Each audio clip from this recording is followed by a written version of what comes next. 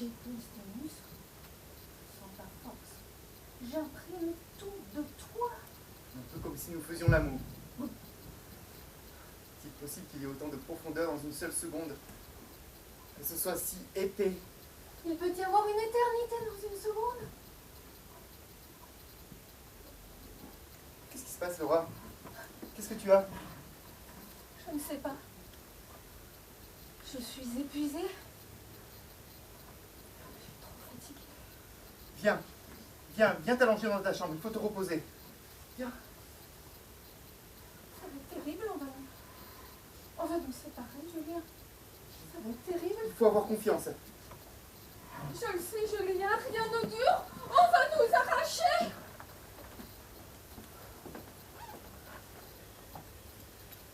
Dites-moi, les anges aussi ont des histoires d'amour? Ah, vous vous embêtez pas, vous. Hein. Mais pour le sexe, vous faites comment?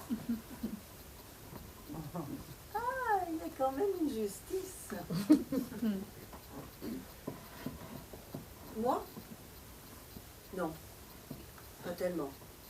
J'ai jamais été une grande amoureuse. Pourquoi? Je sais pas, j'ai jamais pensé que je pouvais inspirer de grandes histoires d'amour. Si? Ah! Alors décidément, toute ma vie, je me serais trompée d'étage. Bon, on en reparle un de ces jours, si vous voulez bien. Je voudrais vous parler. Vous avez des nouvelles de moi, en bas? Oui. Ce que je vais faire sort de mes attributions. Selon le règlement, je n'ai pas le droit de vous informer. Mais vous êtes ici depuis 6 mois et je me suis attachée à vous. Ça sent le brûlé, là, ce que vous me dites. Il n'y a aucun progrès notable dans votre état. L'équipe médicale songe à vous débrancher. Je suis désolée. C'est un peu de mal. Vous pouvez le dire. Se faire débrancher comme un vulgaire sèche-cheveux. Je n'avais pas réalisé que j'étais tombée aussi bas, que ma vie ne dépendait que d'un fil dans une prise à la merci d'un infirmier qui pouvait s'y prendre les pieds. Mais qu'attendait-il? Ma permission? La permission? La permission de qui? De votre neveu. C'est le seul parent qui vous reste. Mon neveu? Ce petit morveux là qui avait toujours des coulées jaunâtres sous le nez. J'espère qu'il se souvient de tous les bonbons à la fraise que je lui ai achetés. Et j'espère qu'il n'a pas réalisé que je trichais toujours aux cartes à Noël quand je jouais avec lui. Pour l'instant, il ne le trouve pas. Il n'arrive pas à le joindre. Ah, le petit fait ses études aux États-Unis et c'est gros les États-Unis. N'ayez pas de faux espoirs, ils le trouveront. Et vous ne sortirez pas de ce coma. J'ai compris. Docteur, s'il vous plaît, j'ai quelque chose à vous demander. Mais avant ça, j'aimerais être sûr que vous allez me dire oui. Alors c'est déjà non. Un instant, s'il vous plaît. Je voudrais que, quoi qu'il arrive, Laura et moi, nous fassions le même trajet dans l'ascenseur. Vous comprenez? Que nous partions ensemble vers le haut, que nous retournions ensemble sur Terre. Vous n'avez plus peur? Je n'ai plus peur que d'une chose, c'est la perdre. Est-ce que vous pensez qu'il y a quelque chose là-haut? Avant, le hasard me suffisait à expliquer un univers qui m'écœurait. Un brassage, une mixture de molécules, ça devait être ça la recette de cette mauvaise soupe. Et lorsque je regarde Laura, les molécules qui se culbutent au hasard auraient créé Laura, des chocs qui font la poussière et les cailloux seraient responsables de la beauté de Laura, de l'esprit de Laura, du sourire de Laura. Peut-être. Non. Maintenant, j'ai une bonne raison d'espérer. Et elle s'appelle Laura. Là où je voyais de l'obscurité, je veux voir une promesse de lumière. Et tout cela, vous le devez à Laura. Docteur, qu'est-ce qu'un miracle? Un miracle, c'est ce qui donne la foi, non? Alors, Laura est mon miracle. Évidemment. Docteur, laissez-nous partir, ensemble. Je voudrais pouvoir vous dire oui.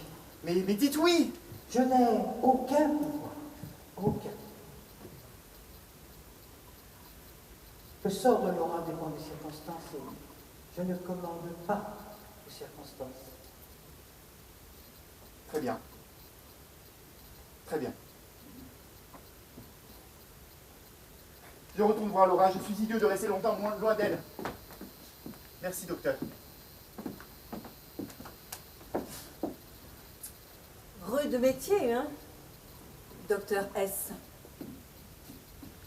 S'occuper des autres, gagner leur confiance et puis subitement être obligé de leur avouer qu'on n'a aucun pouvoir.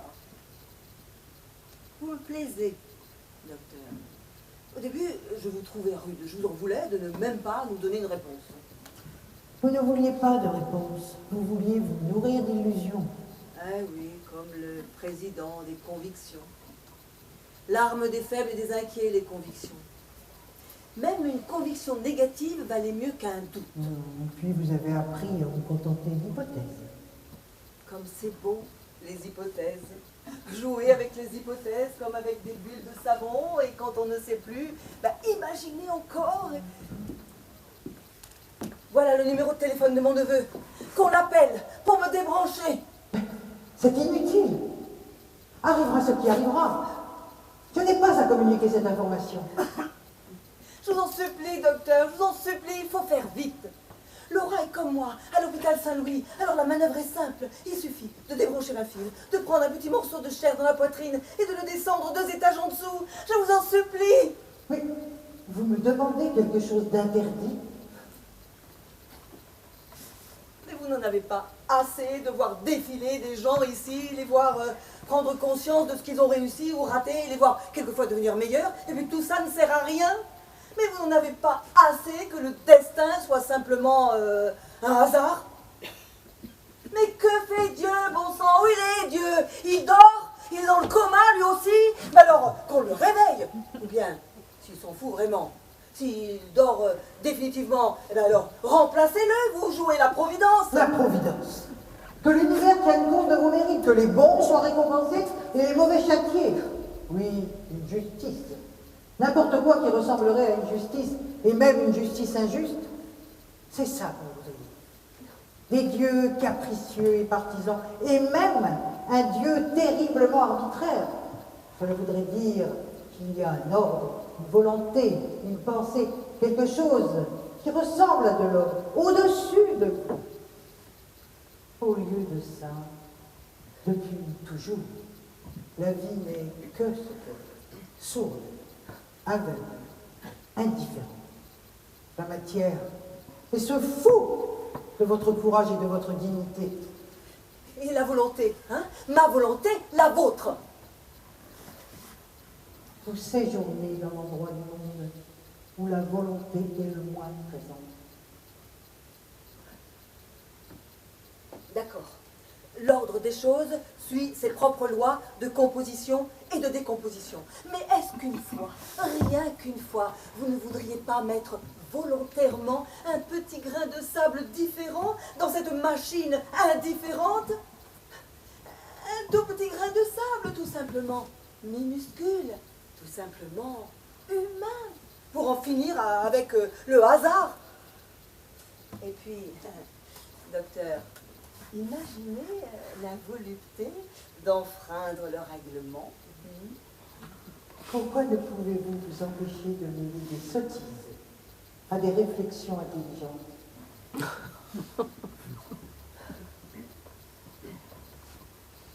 C'est vrai que quand j'étais enfant, je montais souvent sur le cerisier tout en haut du jardin. Et de là, je dominais le village que je voyais en bas. Je me sentais différente, supérieure. Je me disais, si je veux, je peux m'arrêter de respirer. et je ne respirais plus pendant un moment. Puis, d'autres fois, je me disais, si je veux, je ne mourrai pas. Évidemment, sur le moment, c'était facile, il n'y avait rien à faire. Plus tard, j'ai compris que je n'y échapperais pas. Inéluctable. Eh bien voilà la première leçon que j'ai apprise chez vous, c'est accepter l'inéluctable. Maintenant, je voudrais qu'on se serve de moi pour faire vivre la petite Laura. Mon cœur battra à la place du sien. J'aurais fait le cadeau de ma mort. Et voilà la deuxième leçon que j'ai apprise chez vous, c'est aimer l'inéluctable.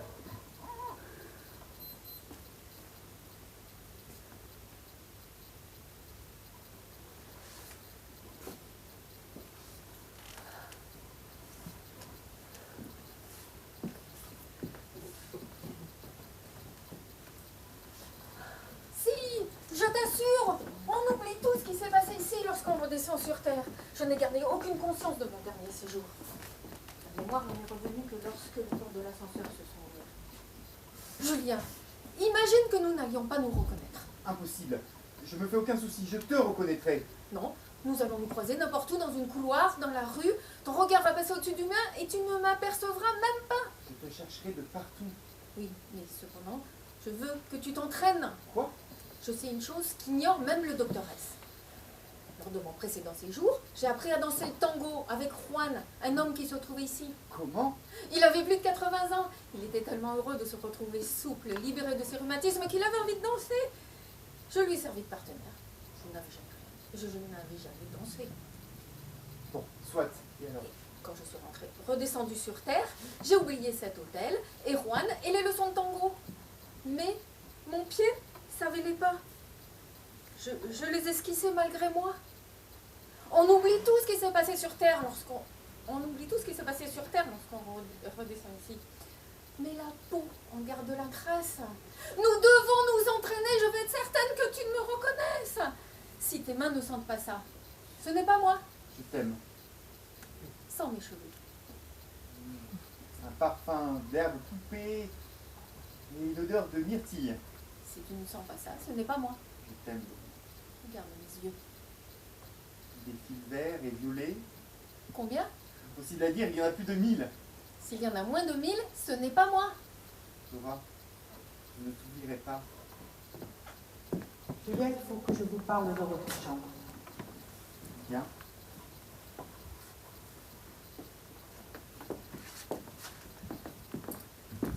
La carte est tombée par hasard de votre veste. Un infirmier l'a ramassée et apportée au médecin. Par hasard. Par hasard. Le hasard fait bien les choses. Parfois. Ils appellent votre neveu. Celui-ci découvre avec surprise votre état. Il est embarrassé. Il dit qu'il n'est pas pour l'acharnement thérapeutique. Il dit aussi qu'il vous aimait beaucoup. Qu'il m'aimait beaucoup.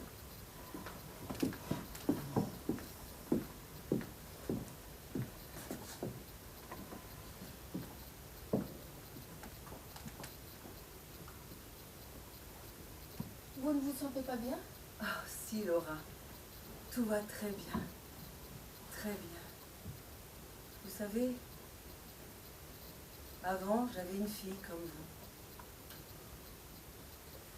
Elle avait les mêmes petits yeux rieurs, le même sourire enjôleur. Elle était belle, comme vous. À cette époque, j'étais représentante de commerce.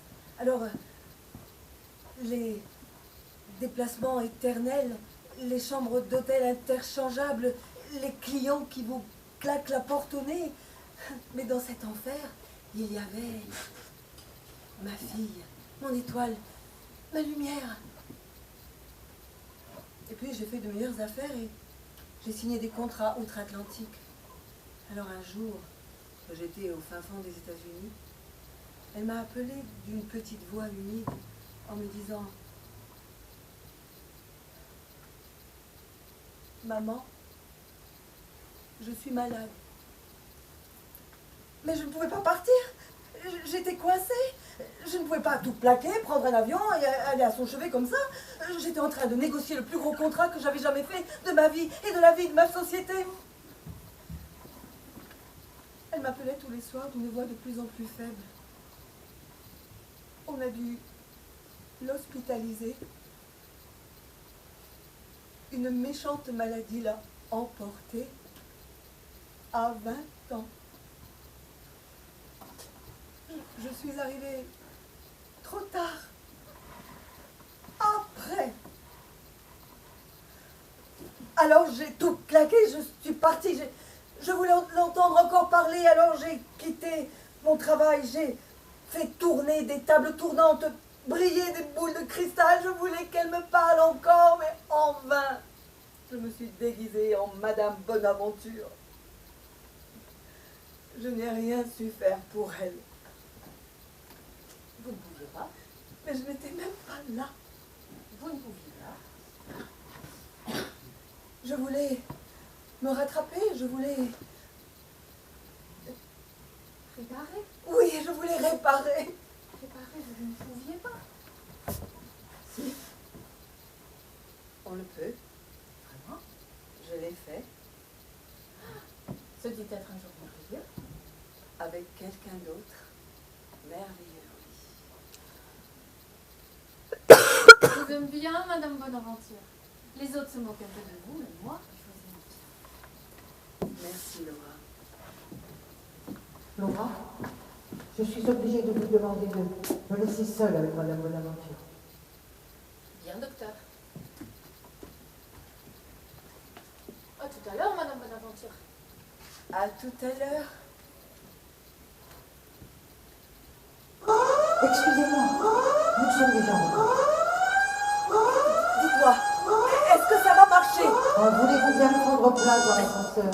Oui, mais je voudrais savoir, dites-moi, docteur, est-ce que ça va marcher? L'équipe médicale a décidé de greffer votre cœur à la place de celui de Laura. Merci, docteur. Ne dites Merci. rien. Ne dites rien. Personne ne me donne une merci. Surtout en partant vers vous. Merci.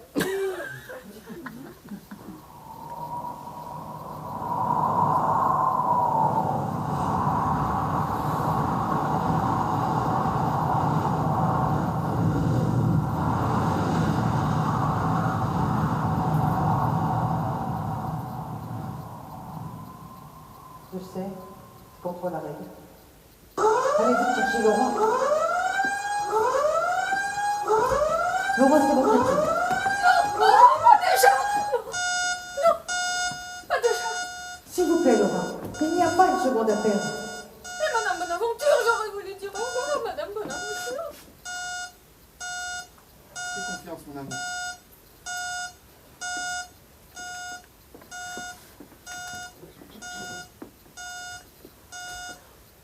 N'oublie pas, des fils verts et violets s'il y en a moins de 1000.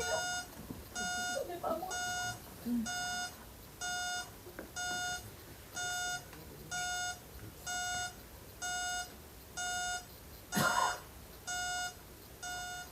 Julien! Oui! Oui! Ah, merci! Merci! Merci, docteur!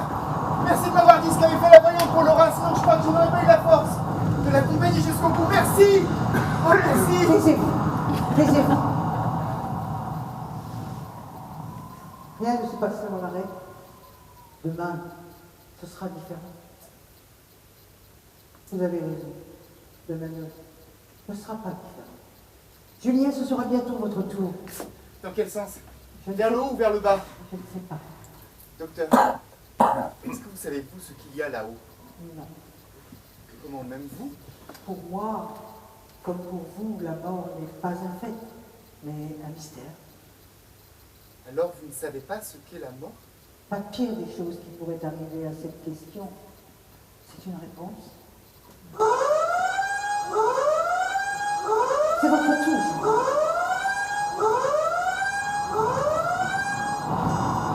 C'est étrange. Même si je devais mourir maintenant, je serais serein. La confiance. Non, c'est pas plus qu'avant, mais suis moins effrayé par ce que j'ignore. La confiance est une petite flamme qui n'éclaire rien mais qui tient chaud.